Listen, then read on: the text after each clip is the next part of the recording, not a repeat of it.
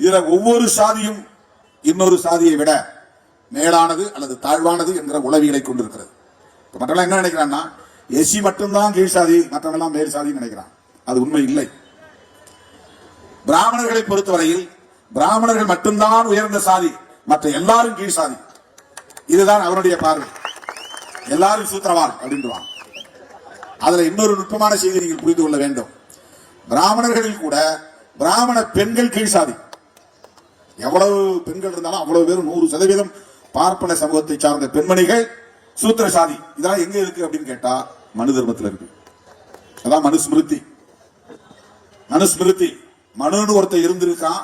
அவன் உருவாக்குற ஒரு சட்ட துருப்பு, அதுதான் இந்து தர்மத்திற்கான அடிப்படை சட்டம் என்று அன்றைய மன்னர்கள் அதையெல்லாம் ஏற்றுக்கொண்டார்கள். அதை அப்படியே நடைமுறைப்படுத்தினார்கள்.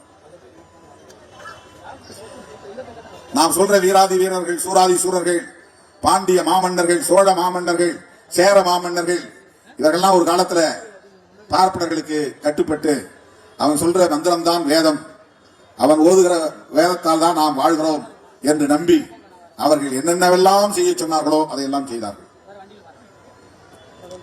கோயில் கருவறைக்குள்ளே இருந்த தமிழை தூக்கி போட்டு சமஸ்கிருதத்தை கொண்டு வந்தாங்க.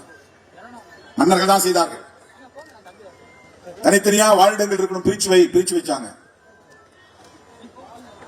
பார்ப்பனர்களுக்கு பாதுகாப்பு வேணும், அவங்களுக்கு கோதானம் பூதானம் எல்லாம் கொடுக்கணும், கொடுத்தாங்க. பூதானம்னா பூமி தானமா கொடுக்கிறது. 5 ஏக்கர் வச்சுக்கோ, 10 ஏக்கர் வச்சுக்கோ, இதை வச்சு விவசாயம் பண்ணிக்கோ, யாத்தியா குத்தகை விட்டு அதிலிருந்து வரக்கூடிய வருமானத்தை வச்சு பிழைச்சுக்கோ.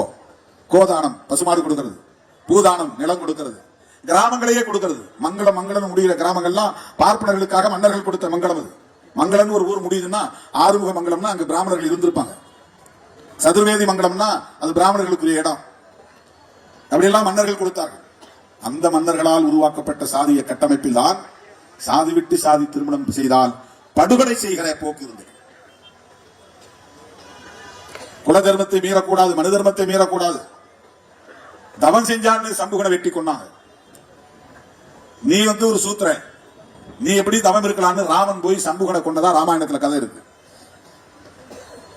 வில்வித்தை கற்றுக்கொண்டான் என்பதற்காக ஏகலவன் கைவிட்டலை கட்டை விரலை வெட்டினான் துரோணாச்சாரி. இது மகாபாரதத்தில் வருது கதை. ராமாயணம் எந்த வருஷம் உருவானதுன்னு யாருக்கும் தெரியாது. மகாபாரதம் எந்த ஆண்டு உருவானதுன்னு தெரியாது. ஆனா மகாபாரதத்துக்குள்ளேயும் ராமாயணத்துக்குள்ளே இருக்கிற கதை என்னன்னா சனாதன தர்மத்தை அடிப்படையாக கொண்ட கதைகள் தான், புராண கதையாளர்கள் தான்.